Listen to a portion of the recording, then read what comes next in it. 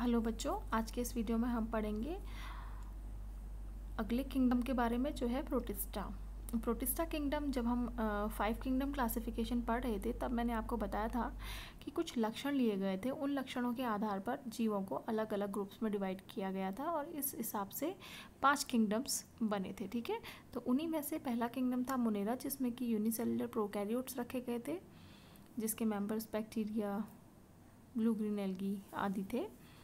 अब second kingdom जो आता है बच्चों, वो है किंगडम प्रोटिस्टा। किंगडम प्रोटिस्टा का बनने का जो हमने कैरेक्टरिस्टिक्स लिए थे, जो लक्षण लिए थे, जिन लक्षणों के आधार पर हमने प्रोटिस्टा में जीवों को रखा था, वो लक्षण क्या थे? Eukaryotic cell containing organisms and unicellularity. ठीक है, कि एक कोशिकीय यूकैरियोटिक कोशिका वाले जीवों को किंगडम प्रोटिस्टा में रखा गया था। ठीक है, तो देखो यहाँ पे मैंने लिखा भी है एक कोशिकीय या फिर कॉलोनियल, होंगे सारे एक कोशिकीय, बट अगर एक साथ में ग्रुप्स बना करके रह रहे हैं, कॉलोनी बना के रह रहे हैं, यूनिसेलुलर और colonial unicellular eukaryotes are kept under the kingdom protista. ठीक है, अब यूकैरियोटिक सेल इनमें है, तो यूकैरियोटिक सेल का मतलब आपको पता है क्या होता है? A well defined nucleus is present, यानी कि एक अच्छा जो सत्य न्यूक्लियस होता है। यू का मतलब होता है true and true nucleus is found here. True nucleus का क्या मतलब होता है?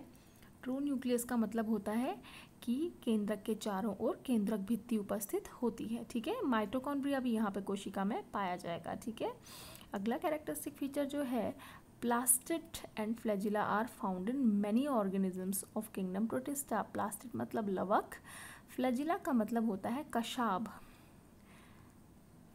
तो लवक इन मेंबर्स में पाए जाते हैं, हरित लवक भी पाए जाते हैं। ठीक है, पोषण यानी कि मोड ऑफ न्यूट्रिशन इनका कैसा होगा? पोषण लेने का तरीका क्या होगा? फोटोसिंथेसिस के द्वारा ये अपना भोजन बनाएंगे, जिनमें प्लास्टिड या हरित लवक उपस्थित होगा, और जिनमें नहीं होगा उनका एब्जॉर्प्टिव मोड ऑफ न्यूट्रिशन होगा, सैप्रोफाइट, पैरासाइट, किसी भी तरीके से वो ले रह सकते हैं।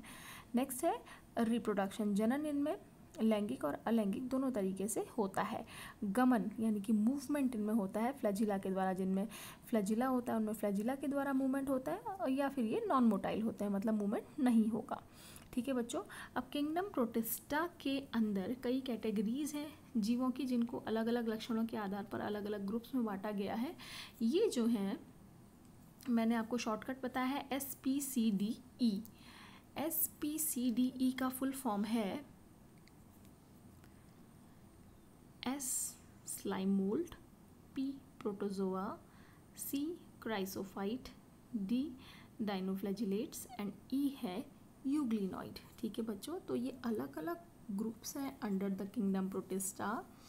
इनके अंदर अलग अलग जीवों को लक्षणों के आधार पर अलग अलग प्रकार के जीव हैं, एक कोशिकीय यूकैरियोटिक कोशिका वाले, जिनको इन ग्रुप्स के अंदर रखा गया है। तो सबसे पहले हम आते हैं स्लाइम मोल्ड्स में। तो बच्चों ये जो डिफरेंट कैटेगरीज हैं प्रोटिस्टा ग्रुप की, जैसे स्लाइम मोल्ड, प्रोटोजोआ, क्राइसोफाइट, डाइनोफ्लैजिलेट और यूग्लिनॉइड, इनके बारे में मैं आपको डिटेल में अगले वीडियो में बताऊंगी। इस वीडियो में हमने पढ़ा about the kingdom protista and there characteristic features, कि क्या उनके मुख्य लक्षण हैं। Thanks for watching the video.